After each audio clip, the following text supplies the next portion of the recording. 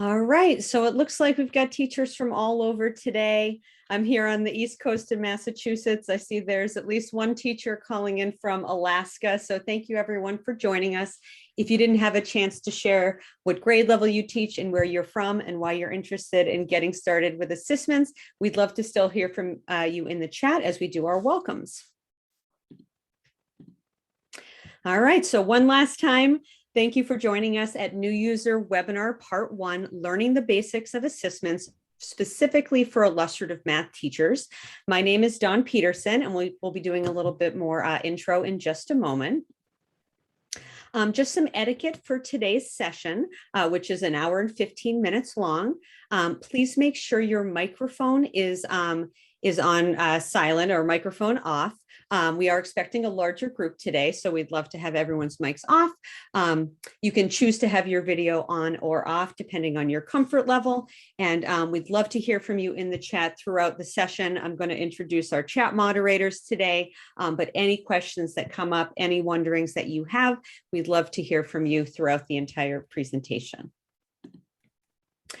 Today's session is going to be a bit interactive. So if you already have an Assessments account, we'd love for you to go to assessments.org and sign up to log in or create an account.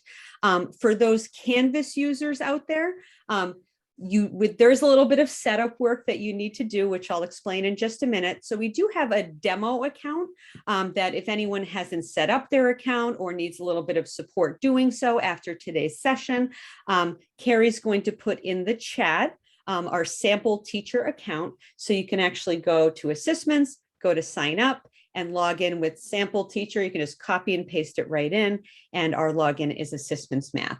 And once we get to that interactive piece, if you forgot this, if it gets lost in the chat, our chat moderator, Carrie, will share that one more time. So I'll just give about 20 seconds or so. If you have an account or want to just generate your account real quick right now, I'll do that while we are getting some more people joining us.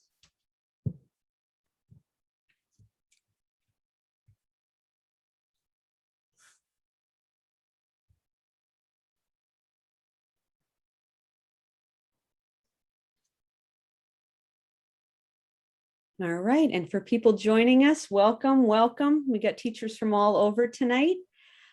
Just going to say this one more time because I can see the waiting room lighting up. Tonight's session is going to have a few interactive elements. So if you do have an Assessments account already, we'd love for you to sign in. If you're a G Suite or Google Classroom user, you can just go to the assessments.org website and sign up, and you'll be prompted to log in. If you're a Canvas user and you haven't yet set up your account, we'd love for you to set up with Google with our sample account so you can do some of the interactive pieces tonight or today, depending on where you're calling in from. All right, so the goal of today's session is that you, our participants, will learn the basics of getting started using Google Classroom or Canvas with illustrative math. So we're going to start out just reviewing an overview of assessments for those of you who stumbled upon us and don't know a whole bunch. We're going to go through the steps of creating an account, whether you're using Google Classroom or Canvas. We'll show you how to create an assignment, then what the student experience looks like as they complete their assignment. We'll talk about assessing class performance with our assessments data reports, and then we'll talk about some steps to set up your students for success. Just a quick note, so everyone's clear right from the start, that currently Assessments does integrate into Google Classroom or Canvas. So you do need to have one of those learning management systems in order to use Assessments. If you don't have either one of those, unfortunately, you cannot use Assessments at this time. All right, so some quick intros. Again, my name is Dawn Peterson. I am the Director of Content and Partnerships at Assessments. I was an 8th grade math teacher here in Massachusetts for 14 years, and I stumbled upon Assessments and I used it for 10 years in my classroom before moving over to the Assessment side. So I'm happy to be sharing Assessments along with my experiences using Assessments with you today. And Carrie, I'd love to introduce you from the Assessments team. Fingers crossed that your audio doesn't cut out. I was just going to say the same thing. Hello, everyone. My name is Carrie Moy. I'm the program associate here at Assessments. I have a similar background. To Don as well. I was a 7th and 8th grade math teacher for over a decade, and I actually used illustrative mathematics as my curriculum. And I found assessments and just it transformed my classroom when it came to being able to use data with students and inform my instruction. So I'm a huge fan, and I've actually used it in the classroom. So I'm happy to answer questions as they come up during this. So I'll be your chat moderator. Great. Thank you, Carrie. And we are lucky tonight to have a couple members of the Kendall Hunt Illustrative Math team with us tonight. So I'd like to turn it over to Gabby Bowerly for a quick introduction. Hi, everyone. My name is Gabby, and I work with the K-12 team at Kendall Hunt as a marketing coordinator. And my partner in crime, Angie, will also be on, as well as Marty. And we are here to answer any questions that you may have, as we are IM certified partners. Great. Thank you, Gabby. So just to reiterate that, because we've got a lot of help in the chat, if you have any questions about assessments, the steps we're walking through, or just implementation about the Kendall Hunt Illustrative Math curriculum, put those in the chat and we're happy to answer those as we move through today's session. All right, so an overview of assessments. We are going to talk about what we call the 4 steps, but let's take it back a notch and just talk about what assessments is. Assessments is an evidence-based free math formative assessment tool. We integrate seamlessly with Google Classroom and Canvas, like I mentioned at the beginning. Assessments saves time, offering you a library of content from to assign from. Most likely you're here tonight because you're using Illustrative Math middle school or high school curriculum. And lastly, assessments fosters a growth mindset in students. So you heard from Carrie and I, we use assessments in our classroom. And like Carrie said, I also saw a shift in my classroom in the way students think about the work that they do, and just how I drove my classroom in general.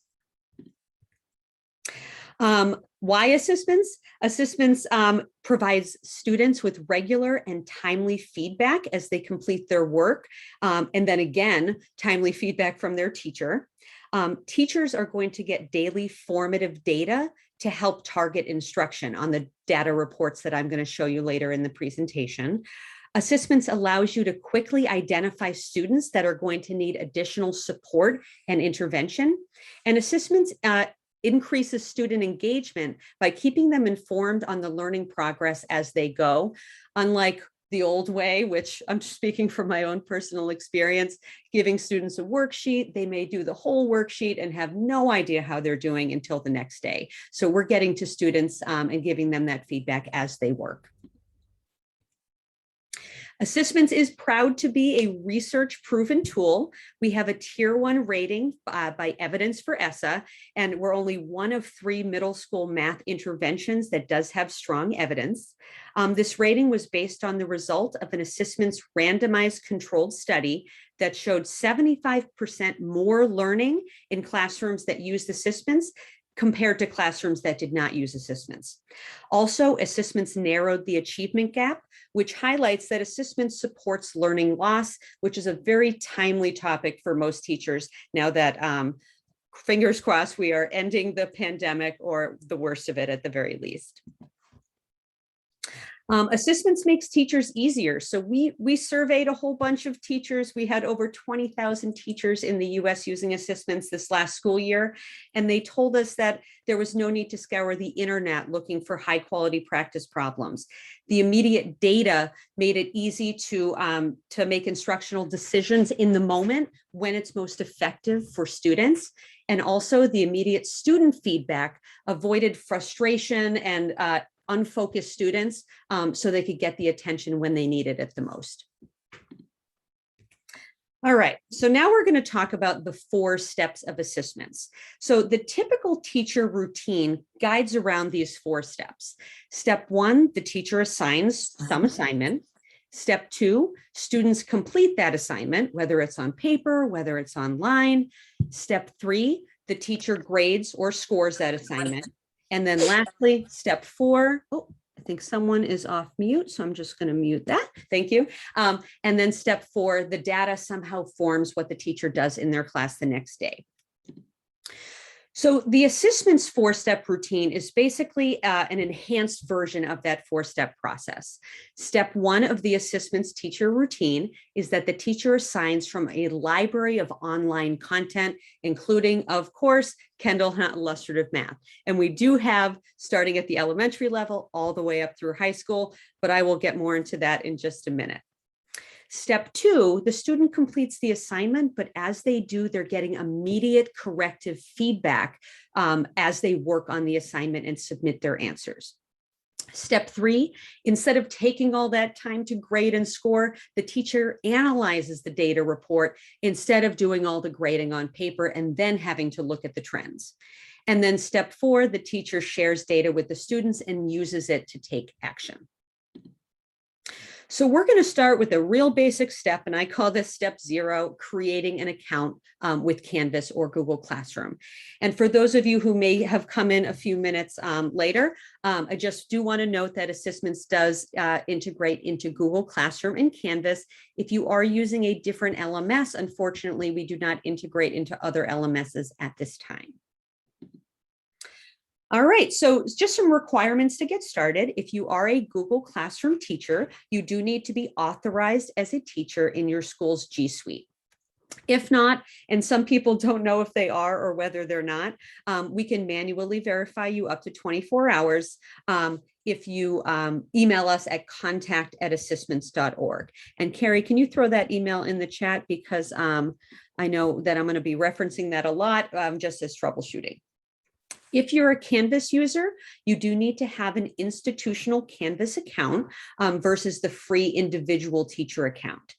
There is some work that your Canvas administrator has to do to set up the integration prior to you using the integration. So that's why at the beginning, when I said we're going to do some interactive elements, if you're a Canvas user and you haven't set that up yet, we're going to give you a sample teacher account to use. So I am actually going to go live. How this is going to look throughout the presentation is I'll kind of give you an introduction to one of the steps. I'll go live and demo it for you, and then we'll come back to the slide deck and do a little recap.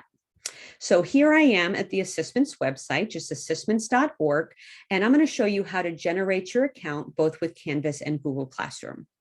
So up in the upper right-hand corner, I'm going to click on Sign Up. And then at this point, I can choose if I want to sign up with Google or Canvas. If you are going to choose Google, and I'll do Canvas as well, of course, it's important that you log in with the account that is associated with your Google Classroom account.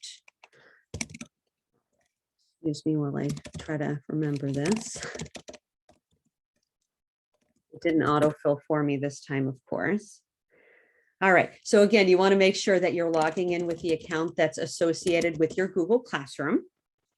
The very first time that you log in, you will be prompted to create an account. Just press that little blue button that says create account, and then you are in. So you'll know that you're logged in because you see your name appear in the upper right-hand corner, and you now have access to explore our library of content. I'm just going to go ahead and log out, and then I'll log back in for all of our Canvas users that are joining us today. Looks a little bit different, but mostly the same. So I'm going to choose Login with Canvas. At this point, you'll enter your institution's Canvas URL or name. If you have no idea what this is, or if your Canvas administrator hasn't given you these instructions, that probably means the integration has not been set up yet. So we have, let me just type that in. Down here at the bottom, you'll find more instructions down here that you can forward over to your Canvas administrator, or Carrie just posted in the chat. Thank you, Carrie, our user resource that you can forward over to your Canvas administrator as well. So again, you're going to type in your URL or just the name, and that'll auto-populate. I'm going to log in. Just with Google, you're going to be prompted to log in with your existing credentials. And with Canvas, you will be asked to authorize a few times. That's a security setting we haven't gotten around. And then again, you'll know you're logged in because you see your name appear in the upper right-hand corner of the screen, and you'll have access to our content library. All right, so just to recap that one more time, if you haven't set up your account, you're going to go to www.assistments.org and click login or sign up. You will be prompted through the steps of logging in with your existing credentials. And then you just need to authorize and connect your accounts together. And the very first time that you log in, you'll be prompted to create account. All right, so I'm just going to pause there, Carrie, because I can see the chat lighting up. I don't know if people are introducing themselves or have questions. So anything coming up in the chat that I can help to answer? Unless they are private to, nope, I think you had answered Okay. them. All right. That fully integrated with Google Classroom and Canvas at this time. So that was the only question. All right. Okay, thanks, Carrie. All right, so we're going to move on to step one. Now that we've overviewed how to create an account, we'll talk about teacher assigning online from the Assistments content library. So we're going to walk through the pathways of James Wilson today, who's a 7th grade math teacher who uses Illustrative Math for his math curriculum. He's using Assistments for the very first time, which may be the same scenario as some of you. So let's consider what he needs to do to get started with Assistments. First, James needs to find the content that he wants to assign from the online content library. So I want to highlight that we do have, like I said, Kendall Hunt Illustrative Mathematics. All of the student-facing practice, students are going to get immediate feedback on, and the teacher is going to get class and student data reports. What we have available for you is Illustrative Math Elementary, 1st grade through 5th. We do not have the kindergarten, but again, you guys are here because you're middle and high school teachers. We have Illustrative Math Middle School 6 through 8, and also the Accelerated, which we added last year. And then we also have Illustrative Math High School, AGA, Algebra 1, Geometry, and Algebra 2. For each one of these lessons, when available, you'll notice once we start navigating the content library, we have the student tasks, which includes warm-ups when available. We have all of the cool down problems, which I'll show you live in just a minute. And then we have the practice problem sets. So anything that's available for each one of these lessons, we do have available for you to assign to students. And then we also, in addition, have version A and B unit assessments when available. Just to note that if you are interested in the assessments, they are under a bit of lock and key. So if you do want access, you need to email us at contact@assistments.org and just say, please give me access to the assessments, and we'll send you a link with those assessments that you can assign to your students. So again, Carrie, could you throw contact@assistments.org in the chat, and we will get those to you ASAP. Just a note that we do have our test available in test mode. So most of the homework and the other student-facing activities that we have available are what we call formative mode. And I'll show you what this experience looks like when I demo the student experience, but basically it's intended for regular daily classwork, things that you want students to get that immediate feedback on. If you do have a summative experience that you want students to experience in test mode, I'll show you how to turn that on, and this will basically not give students immediate feedback. They won't be able to request answers, and it will give a summative experience, which you might desire for your end of unit tests and things like that. All right, and I'm going to turn it over to Gabby for a minute to talk a little bit about what the typical IM lesson looks like.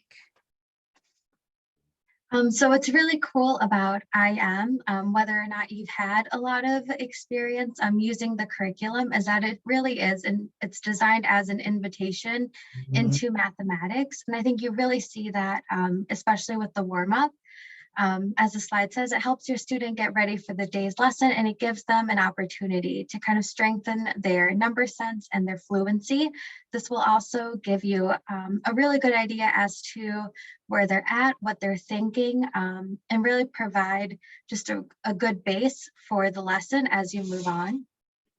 For student tasks, I think what's really cool about this section within the IM curriculum is that many of the units either begin with something that's very familiar to the students, or they present a situation that maybe your students have thought about or have been in themselves. Another thing that a student task does is they begin with a concrete experience that students can refer back to as they go through that lesson, while other units and lessons might begin with a purely mathematical context. And this all feeds into inviting the students into mathematics in ways that they've not only just experienced and lived, but ways that they relate to, which I think is what really makes this curriculum stand out. If we move to the next slide, cool downs, the brief formative assessment to assess a student. I think what's really neat about the cool downs is that you really do get a glimpse, kind of similar to the warm-up, but later on in the curriculum where they're at. Like mentioned, it'll give you that quick data to help inform instruction. So you will have a better idea of which students are excelling, where there may be common problems, and kind of what you can do and keep in mind as you move forward through a lesson. For practice problems, what's very interesting about what we've heard a lot of the teachers using IM do is that they maybe only focus about 5 minutes on a practice problem. They don't like to spend a lot of the time in this section, just because although it's not the focus, I think a lot of students, when they get stumped here, they lose that motivation. And so they kind of don't know, well, okay, if I got stuck on a practice problem, what does that mean for the rest of this lesson? And so some really cool things that we have heard from teachers is that sometimes they'll actually have students vote on a practice problem that they thought was challenging. And the teacher might spend a little bit of time or weave it into the lesson so that afterwards they can work through the problem and come out feeling confident. And again, this all ties into that invitation to mathematics that is written within the curriculum itself. And under assessments, so there are different checkpoints. As you can see, check your readiness, which is a diagnostic tool, and a mid-unit assessment, end-of-unit assessment, summative assessments. And these can be presented in many different ways. Words of wisdom that we've heard that have worked are frequent short assessments are better than longer tests, and they allow students to focus on those specific skills and get feedback a little more frequently. What we've heard that hasn't worked out so well is going over those practice problems, as I've mentioned, during the whole class, just because, as many of you may know, the students who need the most help might not speak up. It doesn't benefit the whole classroom. So those are things to keep in mind when going through this typical IM lesson. And if you guys have any questions, feel free to enter that in the chat. And we have KH reps here who are more than happy to help answer some of those questions and kind of address where you might see a few issues or just curiosities that you have in case you're not so familiar with the IM curriculum. Thanks, Gabby. And I'm going to apologize in advance. One of my neighbors is riding a motorcycle by my house back and forth, so I hope it's not too distracting. So in addition to the Kendall Hunt Illustrative Math aligned content that we also have some other spaces that you might want to search, and we'll talk about this when we get more into the searching the content library. But we have some in-house built skill builders and problem sets. Both of these are aligned by grade and by Common Core strand, and they're great places to go to look for additional supplemental aligned practice for your students. And then we also have a category called Release State Tests. We have a big selection in Massachusetts and New York, but it's a great opportunity to give students extra state test practice. You actually have the option to set this in testing mode for a more summative experience or formative mode, just to give supplemental practice to your students. And all of this is available in ASSISTments. All right, so I'm going to go ahead and go live. I promise I'll go back to the slides to recap and show you what exploring the content library is going to look like. So let me go ahead and just close this window and I'll come right over here. All right, so you get two ways to explore content in assessments. One is browsing by content and one is searching by standard. So to browse by content, you're going to click on the curriculum folder you'd like to search. And notice that it's organized by grade level, even 6 and then 6 accelerated. So you're going to click into the folder, right down to the unit, everything that you're used to seeing here. Notice that we have a little reminder down at the bottom that if you need the assessments, that you can contact us at contact@assistments.org, and right down to the lesson level. Once you get to the lesson that you want to look at, you'll be brought to a new screen and you'll see all of the practice problems for that level, for that lesson. Just a reminder that all of these are going to give students immediate feedback as they work, which I'll demo for you in just a bit. We have all of the student-facing tasks, and then we have the cool downs when available. The other way to explore content, and then I'm going to give you a little break so you can do this yourself, is to search by standard. So in our search box, you can type in, start to type in a skill that you're looking for, or type in a Common Core code. Let me do an 8th grade one since we've got 8th grade teachers here. And all of the problems that are in our content library across curriculums will show up on this list. You can see there's 153 problems that address this particular skill. And then we can even filter that selection by folder. So if you're looking for this skill for 8th grade, you might want to search in the high school and the 6 through 8 curriculum. And then you have specifically illustrative math aligned problems that are aligned to that skill. I'm going to show you how to assign in just a minute, but I figure at this point you might want to play around with just searching for a couple minutes. So just to recap, and then I'll give you a short break. To search by curriculum, you'll start by find and assign, navigate through the folders. Once you get to the lesson level, you'll see all of the materials that are available for that lesson, and we'll get to assigning in just a moment. And then the other option is searching by standard. And in this search box here, you can start typing in a Common Core code, or you can start typing in the description, inequalities, integers, whatever you're looking for, and the results will populate. And again, I'll show you how to actually assign those in just a moment. So I'm going to give you about 3 minutes to go to www.assistments.org and just explore the Kendall Hunt Illustrative Math folder. See if you can find the unit that you're currently teaching or preparing for. And I'd love to just see if there's any questions, noticings, or wonderings in the chat before we go on to the next step where we assign. So I'm going to start my timer and mute myself. And Carrie, as any questions come up, I'd love for you to unmute and bring them to my attention, and I can demo anything before you move on.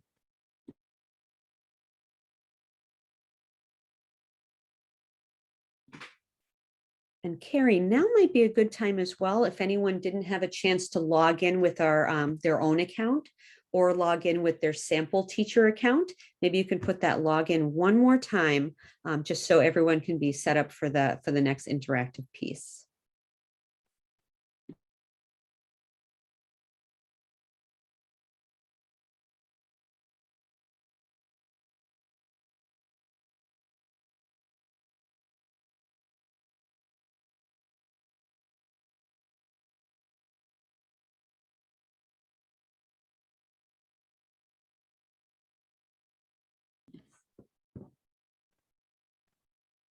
I see a question coming in about, is this available in Spanish? Unfortunately, none of the curriculum that we host is available in Spanish, but the Google Translate add-on is compatible with assessments. We're aware it's not a perfect fix, but it could offer an accommodation for any students who do need translations in any language.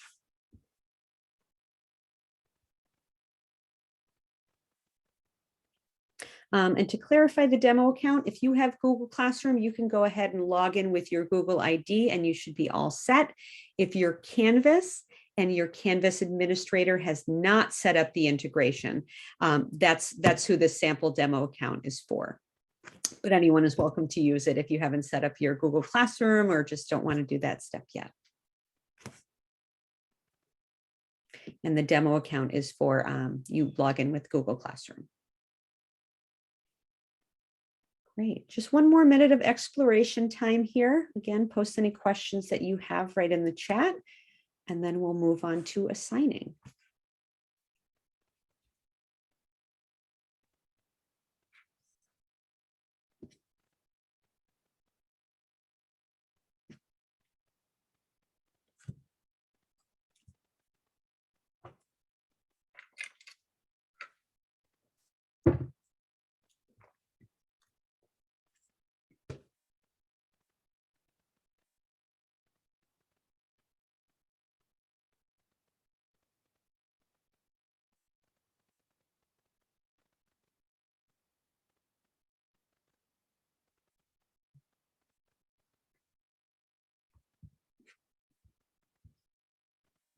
All right, thank you for everyone who shared questions in the chat.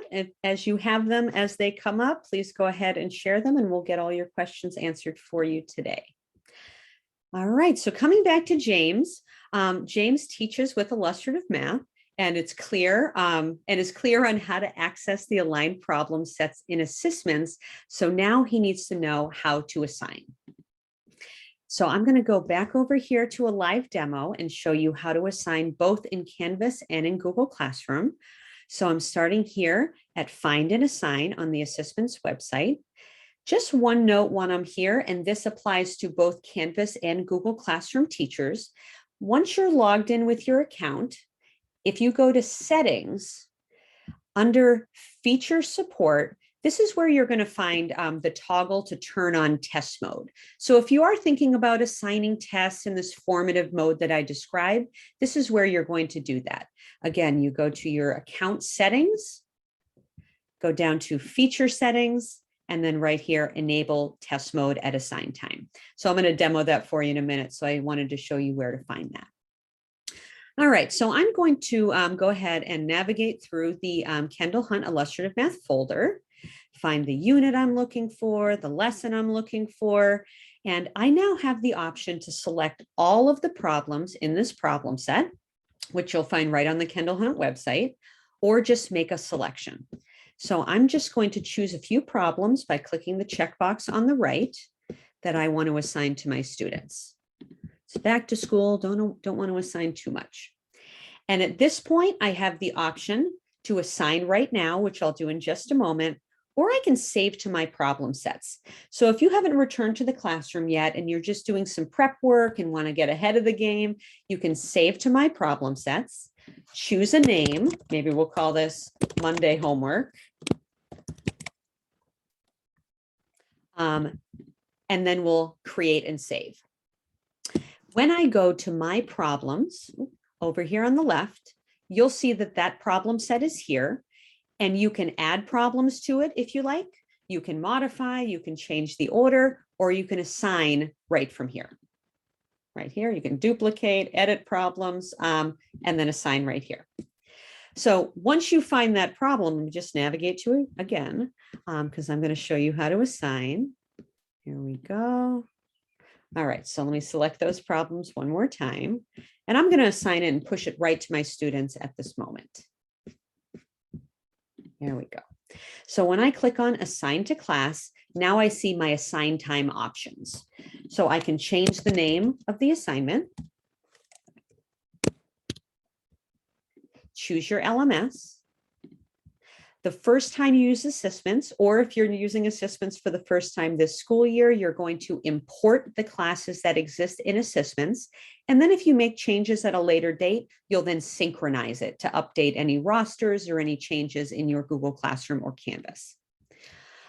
If you'd like to assign something in test mode, you'll toggle this switch on, and you have the option of what order you want students to see the problems. Linear order is going to deliver the problems in the same order they appear in the problem set. Random order will give all students the same problems, just in a randomized order. And student choice more resembles a state testing experience, where the students will see all of the problems that you assigned and they can pick and choose the order that they want to work on it. They still have to complete all of the problems. For today, I'm going to demo linear mode. You also have the option to set a release date or a due date.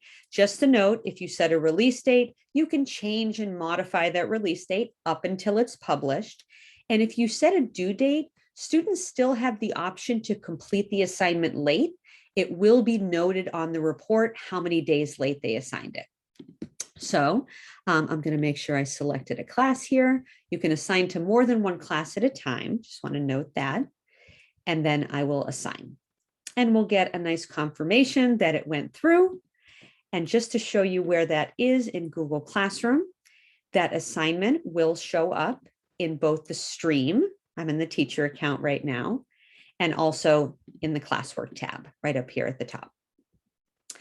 I'm going to show the same thing in Canvas. It is very similar, so this will be a little bit quicker. So Canvas teachers, let me just refresh this. Oh, excuse me, guys.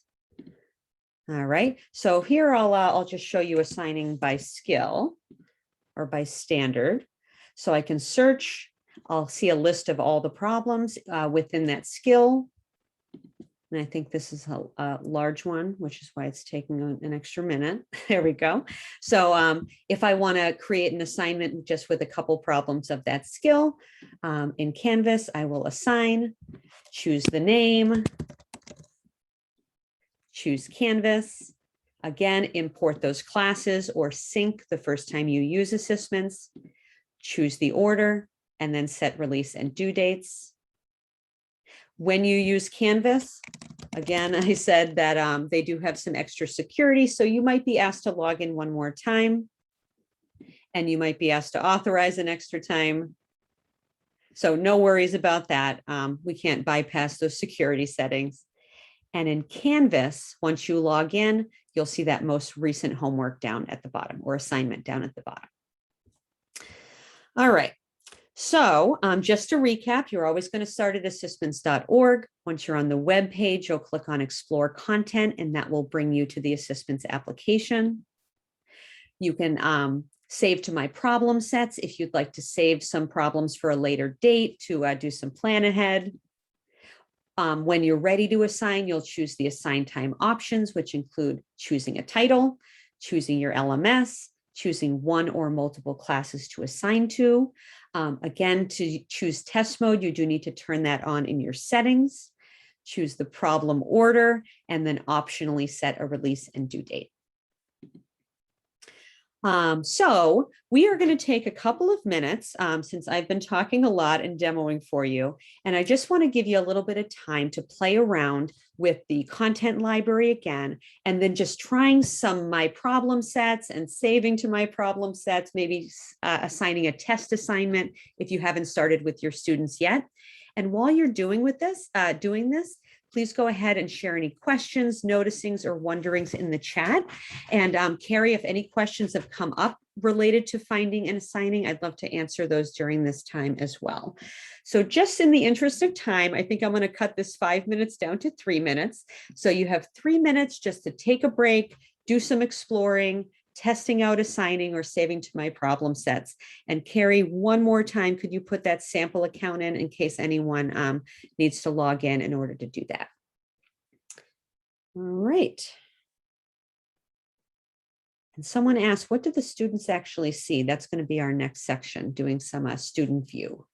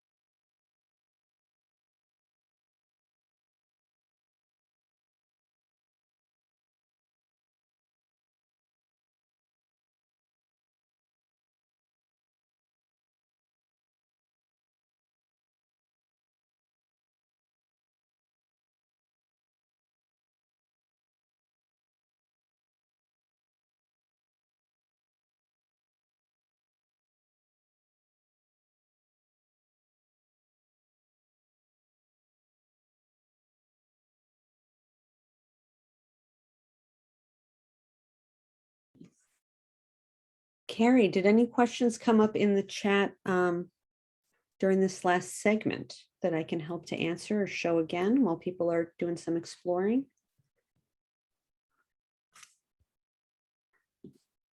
Could you go over just like making sure of syncing your Google Classrooms just one more time, especially if you have a new or you have new classes to just making sure that's okay.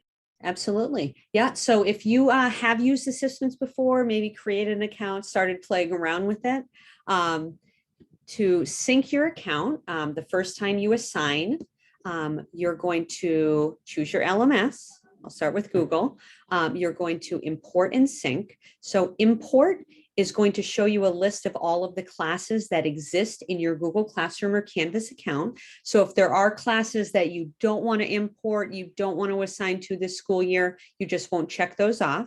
And you will check off the classes that you do want to import. And then if there's changes in your roster, if students transfer out of your class, if students enter into your class, or things just aren't syncing up, you're going to press the synchronize button. And that will kind of refresh the connection, make sure all of the correct students are in that class. And synchronizing too much is not a bad thing. So if you're ever worried if something's not behaving correctly, synchronizing is a good first step before emailing our contact support line.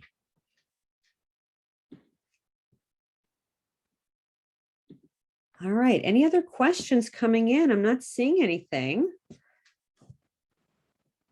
And you are going to have another little break to try out Student View in just a minute. So let's see, I see one question coming in. If students are transferred to another class, will the new teacher be able to access previous test reports? The teacher will not, but I will be showing you in a bit how you can download the scores from the report. So if you do have students moving to a different teacher, you can always download the scores and share those with the teacher. All right, so we are on to step 2, which is students getting immediate feedback as they complete their work. So James wants to know, like some of you I see in the chat, what students are going to experience when they log in and look at assessments. So he can best support them with a positive student culture around the assessments platform and Illustrative Math, of course. So we're going to take another little break. I feel like I'm like taking a breather here and like kicking my feet up, but I want you guys to be able to experience this. So Carrie's going to put a link in the chat, which is a student assignment that we're using for this demo for part 1. And I will demo this in just a minute. You want to make sure that you're logged in. You do need to be logged in with a teacher account in order to be able to access Student View.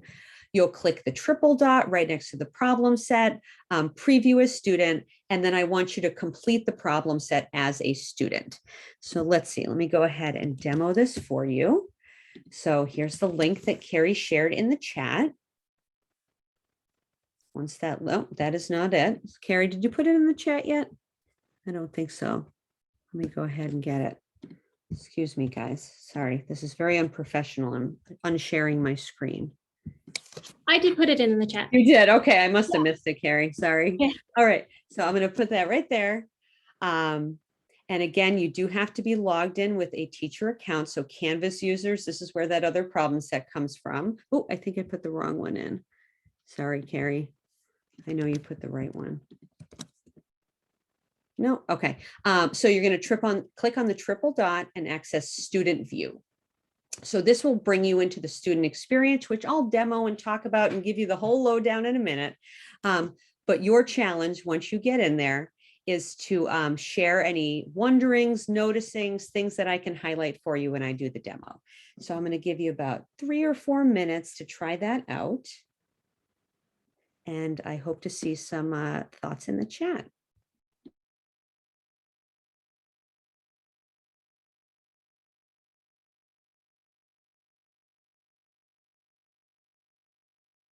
Dawn, could you demo again where you might be able to see those 3 dots? They're in the top right. And just give me 1 second, because I think that is the old look. I'm trying to see if I have the right thing. Hold on 1 second. I'm actually going to go here. Sorry, guys, this is some behind the scenes stuff here.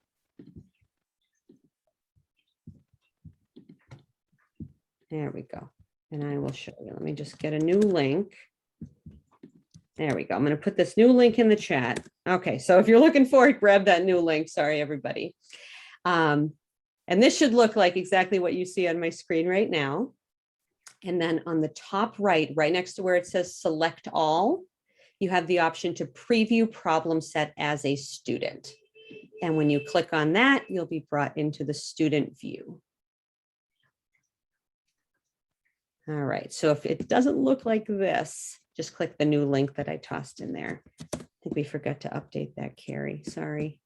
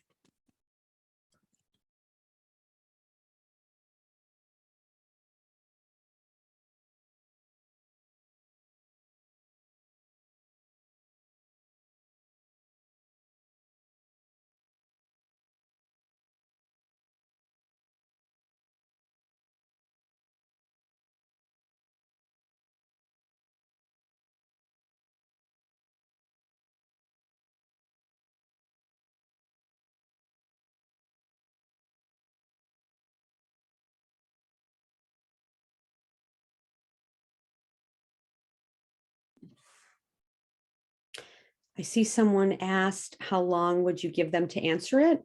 Students have an unlimited amount of time to complete each one of the questions and the problem set. I'll show you on the reports that the teacher will be able to see all kinds of timing data for the students, how long the entire assignment took, even down to the level of how long it took them in between attempts that they make on the problem.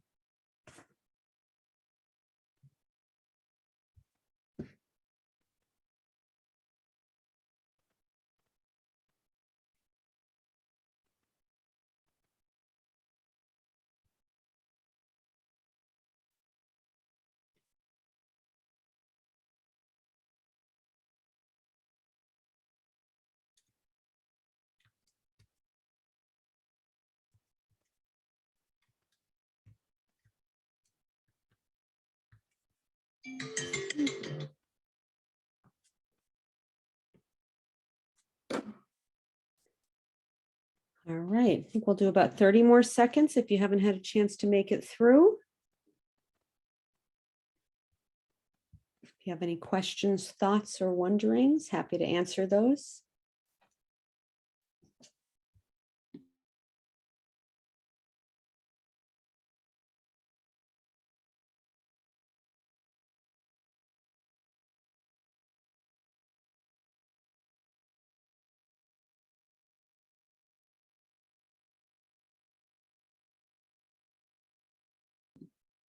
All right, one question that's coming in is about the show answer button.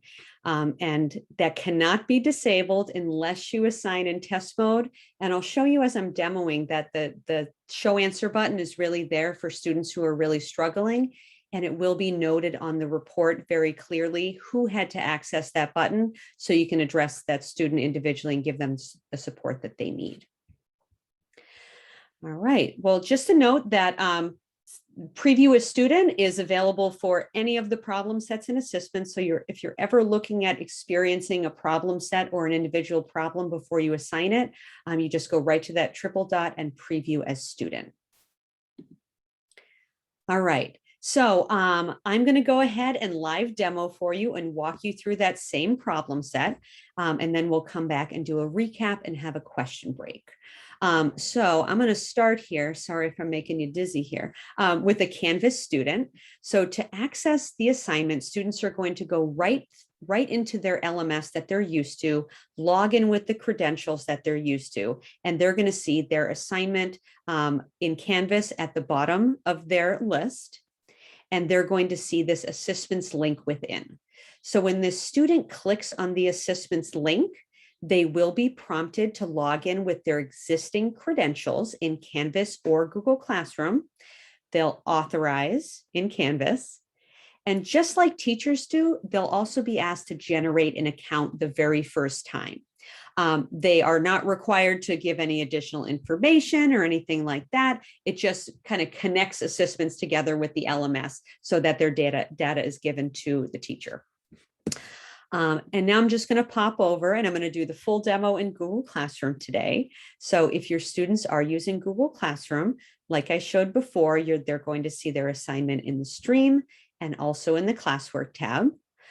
In Google Classroom, the most recent assignment is at the top, and I'll click on the assessments link within. Same thing, students will log in with their unique school login, and they will be brought to what we call the student view. So I'm going to play a couple different scenarios here of students. So first is the student that gets the answer correct on the first try. So they get this nice green border, they're told that it's correct, and they can now move on to the next problem. For this second part, maybe the student doesn't know the answer on the first try. Maybe they misread it. They do have unlimited attempts to answer correctly and persevere through the problem. I do want to note that over here on the right, the progress bar does decrease by 33% for each incorrect attempt. That percentage is not intended to be used as a grade, but just as simply a score that tells the teacher and the student how many times it took the student to arrive at the correct answer. If they get it right on the third attempt, they still get that positive feedback and they can move on to the next problem. If a student doesn't know what the answer is, maybe they miss class, or like some of my old students, how many digits they can fit into this box. That's really the intent of the show answer button. If a student is stuck and they can't progress with the assignment, they can put that answer in. I'll note that the progress bar goes right down to 0 when they press show answer, and now they can move on. Again, you'll see on the report who pressed that button, even down to the level of how many attempts it took them, how long it took them before they had to ask for the answer. There's a lot of open-ended questions in the Kendall Hunt Illustrative Math curriculum, showing their answer, asking them to draw a diagram, things of that sort. So when we do have open response questions, students can type in their response. They can create a table of values. They can use our math editor for some more sophisticated math type. For you high school teachers, we have all these different symbols that students can enter. Or students can do a picture, draw a picture on a word pad on a piece of paper, and then upload it into their answer box. When the student submits their answer, they're not getting immediate feedback just because of the nature of an open response question, but teachers will have the option to go in and manually score and leave feedback on open response questions so students can see how they did. When the student's done with their assignment, they always get to see a student report where they can review the questions that they were assigned, see how they performed, see what their class average is, which again is not intended to be used as a score, as a grade. And then they can see how the rest of the class performed as well. We've heard from some teachers that they'd like this to go away or possibly be optional. So that's something our product team is working on now. All right, so just to recap that, students are going to log in and access their assignments directly through their LMS and their existing credentials. They're going to see one question at a time as they complete their work. They're going to get immediate corrective feedback as long as you assigned in formative mode, which is the standard. And just to give you a little taste of what student choice looks like, I saw someone asked in the chat, can students skip the problems and return to them?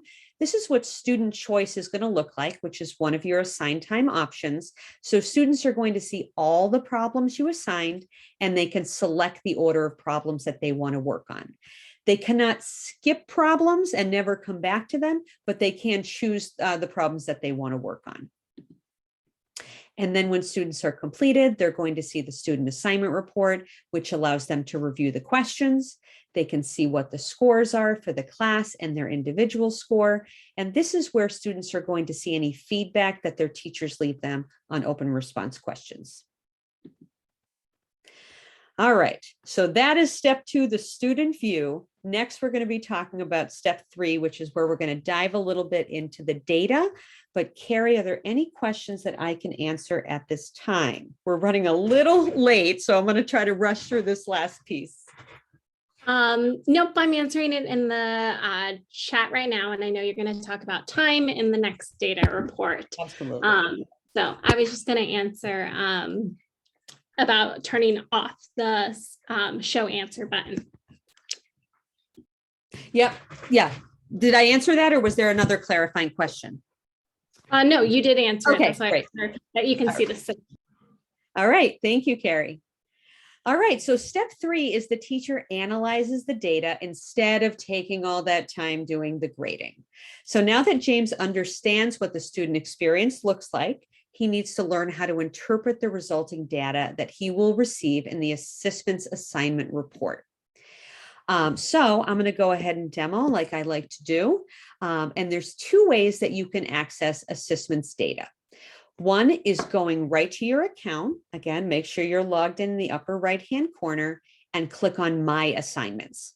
You'll see a list of all the assignments that you've assigned across classes. You can filter by class. You can filter by status or by release or due date if you chose that. So when you open up one of the assignments, you'll immediately see how many students completed that assignment, number of problems assigned, any release or due dates, and then any standards that that's aligned with. And when you click on the report, you will be brought to our assignment report. Before I go any further, because I'm going to dive into this a little bit, I'm just going to show you the other way to access the report, and that is right through your LMS. So if you're a Google Classroom teacher, remember that the student clicked on this to get to their assignment. Since I am logged in as a teacher right now, when I click on that link, I'm going to be brought right to the data.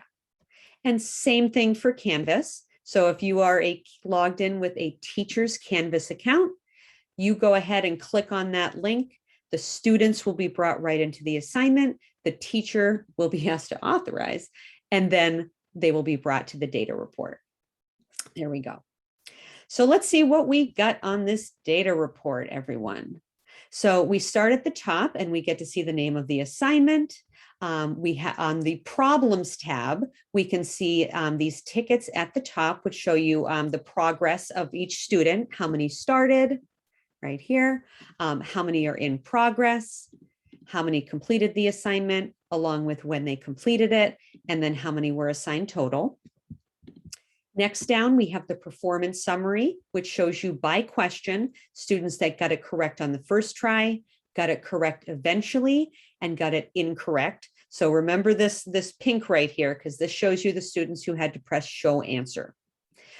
If I scroll down, I see the details report. I set that my report will be shown anonymized. I suggest you do the same if you're going to be sharing data with students. We get to see the average score for the entire assignment, the score for each individual question that I assign, which is each one of these columns. I can see the common wrong answers if there were any. So if 3 or more students all gave the same incorrect answer, that wrong answer will be shown along with the percent of the incorrect answers that were that common wrong answer or common misconception.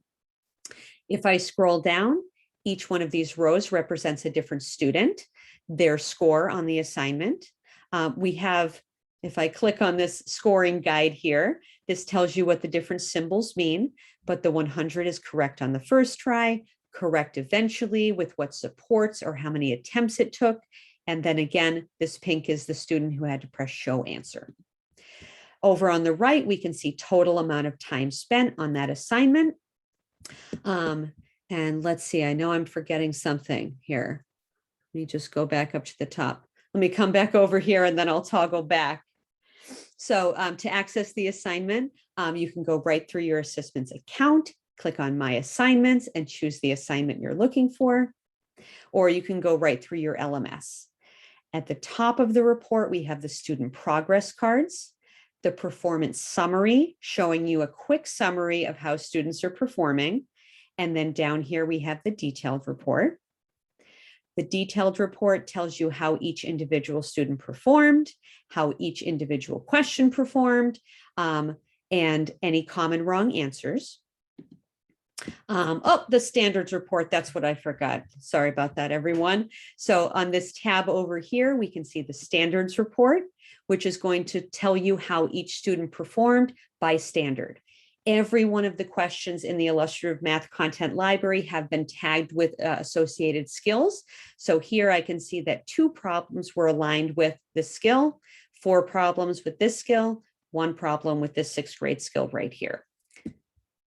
One last thing I want to show you that I forgot, I apologize everyone, is when you click on this ID right here, that's going to pop it open the question so you can see what the question was in student view.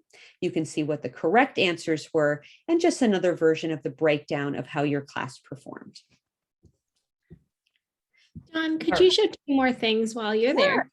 Yeah, can you you got it. show how to unhide those student names? I know you automatically placed it on hidden, but can you show how to unhide it? So sure. Yeah. And if you didn't check that setting at the beginning, right over here, the eyeball on the right, if you click that, you can hide or unhide student names. You can also hide the total time if you want to enhance the rest of the report and hide total hints. There are some problem sets within assessments that have embedded hints. So that's why we have that column here that shows number of hints that were used. And then going back to a question earlier, how can we see how much time each student spent on a problem? So we can see the total time there, but how would we be able to see like an individual student amount of time on a problem? Got it. And this is actually something that part 2 of this webinar series is going to dive a little bit deeper into, but I'll give you a quick peek right here. So I can see how much time, actually I hid the column, but I could see how much time this student here spent. If I click on that student's name, I'll get to see a student details report. So this is literally the play-by-play for how this student performed. It tells you how much time it took them to enter their first response, which was incorrect, how much time it took them additionally for their second response, and so forth and so on. So if you're really looking to dive, press the wrong button. If you're looking to dive a little bit deeper into how a student performed, that's one way you can do it. Definitely don't want to look at this details report for every student every time, but if you do need to, you can also navigate through students up here at the top. All right, anything else at this time? I know we got a lot more to talk about, Carrie. I think we're good. Okay, thank you. All right, so James notices that Assessments assignment report contains a plethora of detailed actionable data. And I'm sorry I went through that quick, guys, but like I said, part 2 of this webinar is really diving deeper into the data. So he wants to know where he should focus. So just a couple recommendations is the class average. The class average is going to tell you how to quickly assess whole class understanding on the assignment. You might look at the problem average. Just as a recap of that, the problem average right here is going to identify which individual problems need whole class review. You may want to look at the common wrong answer to facilitate whole class discussions around common misconceptions. You might be familiar with my favorite no. Common wrong answers are a great way to facilitate my favorite no activities. And then last, individual student score by problem or by standard is going to help you identify students who need some small group reviewing or reteaching. So, Carrie, what do you think for time here? I think we're going to narrow this down to 3 minutes. What do you think? I think that's fine. Okay, so Carrie's going to share a link in the chat, and basically it's just a chance for you to absorb all this information I've given you about the report. It's just a PDF of a report that you can take a look at. So I'm going to set the timer for 3 minutes, and I just want to hear some questions or wonderings that we may not get really deep into today, but it'll help inform what next week's presentation is going to focus on. All right, so that chat is right in there. Just click on that link and I'll give you a few silent minutes just to see if you have any questions.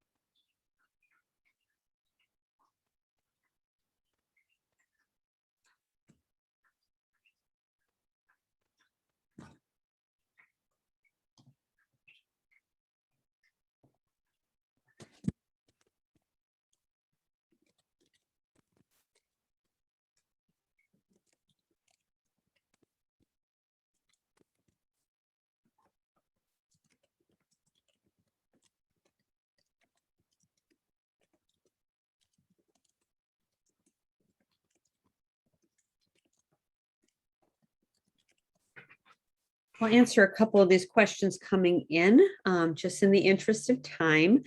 Someone asked about co-teachers. You can still have co-teachers in Canvas and in Google Classroom. Co-teachers have the ability to assign and also view data reports right through the LMS.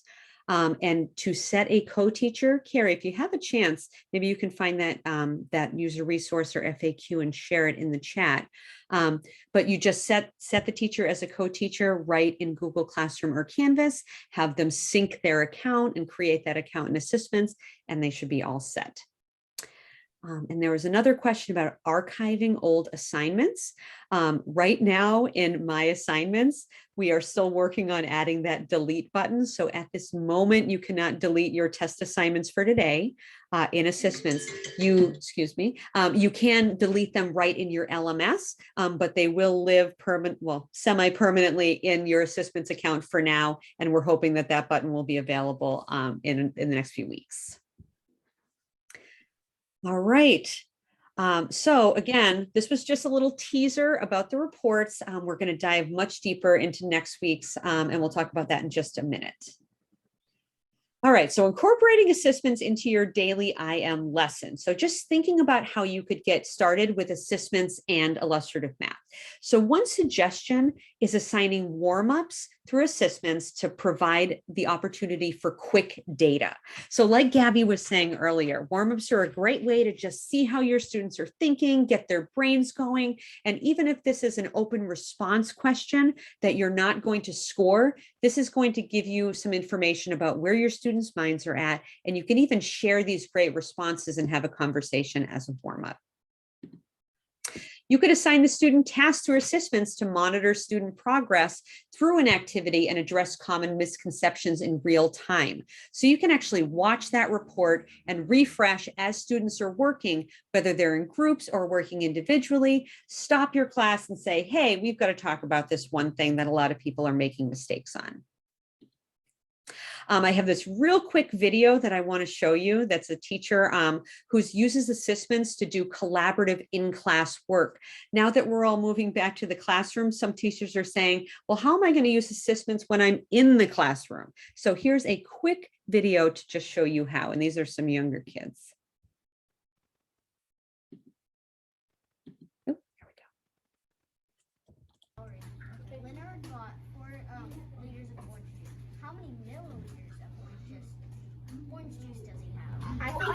Wait, you can get it. Okay. Well, I think what she was teaching us, she said that in milliliters, it's 100 less than the liters. No. Wait, no, hold on a second. I think it's 1,000. Me too. So that means it's 1,000 and not 400. What is it? 100? I think it's for milliliters. No, for centimeters, I'm pretty sure it's for milliliters. It was 1,000. Yeah. You can put in 400 and we can put in 4,000. Yeah, I think it's 100. So we can just do it 400. Yes. Okay. Oh, 4,000 right. Yeah, I got 4,000. Maybe y'all are correct. And I love that video because it really shows that assessments can be the feedback giver. So the teacher is actually moving around the room, giving that immediate individualized attention to the students who need it. All right, or you could finish lessons by assigning a cool down to assess whole class or individual student understanding and use this data to highlight reteaching opportunities within your class. And just to note, you can sort by average score to really pull out the students who need additional support. Oh, and last, or you could give us some assignments for homework that you didn't use in class, whether it's from the practice problem sets, but this is really going to highlight what individual problems students are going to need some extra support on. All right, so I'd love to do a poll to see where you're thinking right now you're going to start, but we have 5 minutes and I want to make sure that we get wrapped up. So some real quick tips for getting started with assessments in your classroom. And all the links are available in your participant deck. So share the student tutorial videos. We've created some short videos which just walk students through how to get started with assessments, how to generate and get to their assignment, and what that feedback is going to look like. So along with your first assignment, sharing these tutorials is a great way for students to understand what their experience is going to look like. Tip number 2 is make the first assignments low stake, whether you find something from the previous grade as review or whether you use our student practice assignments that we've created. This is a great way to allow students to understand the feedback they're getting in the platform versus starting with something really challenging and using a new platform. Again, this is clickable in your participant deck. Tip number 3 is decide on clear protocol for answering open response questions. While we are a digital tool, we still totally back the value of doing your work on paper, showing your steps. So make sure you have an understanding of how students are uploading their work. We also have created an open response tutorial to show students the different ways that they can use that open response question box. And step 4, make clear to students early how you're going to use their score in assessments. Like I've said a few times already, the score that's generated is not intended to be used as a grade, since the majority of the work that you're assigning is going to be formative. So you may have some kind of strategy where you give full credit for the hundreds and partial credit and no credit. But think about that and message that to parents and students so that they know what the scores and assessments mean. All right, so I'm doing a quick last step. We talked about creating accounts. We talked about creating an assignment. You saw how to experience the problem sets as a student and how to do that on your own. We quickly talked about assessing class performance, but part 2 is going to dive deeper into that, and then how to incorporate assessments into your daily illustrative math lessons. So Carrie is going to put a link in the chat for a quick follow-up survey. So you can put in today's date, and then the webinar title is New User Webinar Part 1. Just make sure you select the one for 6 through 12. We are going to do another version of this for our elementary teachers later this week. All right, and I've been talking about this. Let me solidify it here, that next week we are hosting New User Part 2, a deep dive on data, next Monday at 5, same time, same place. So you can register for that.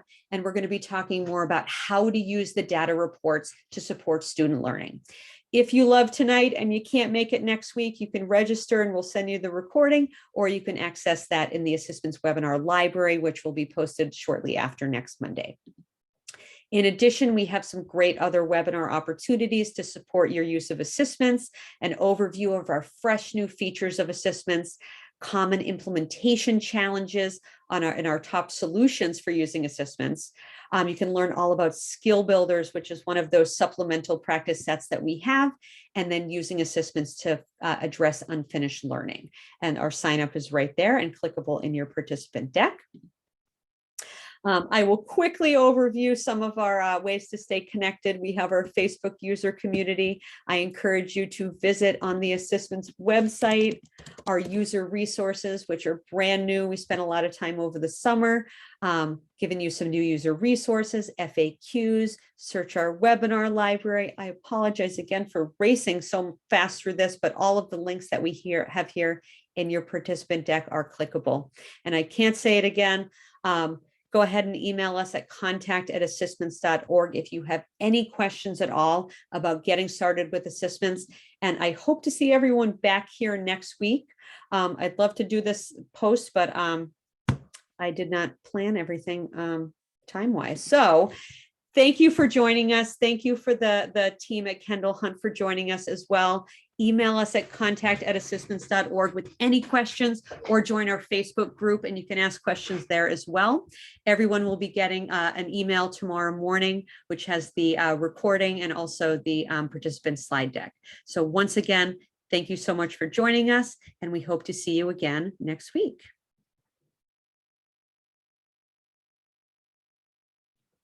Thanks, everybody. Excuse me, you was talking about a survey for us to fill out? Yeah, and it's I'll post it one more time. It starts with Airtable. That's why you might missed it. So I just put it one more time. Oops, sorry, I put it in a private chat right there. And we will be sending that in the follow-up as well if you don't have a chance to do it here. Thank you. Thank you, everyone, for joining us.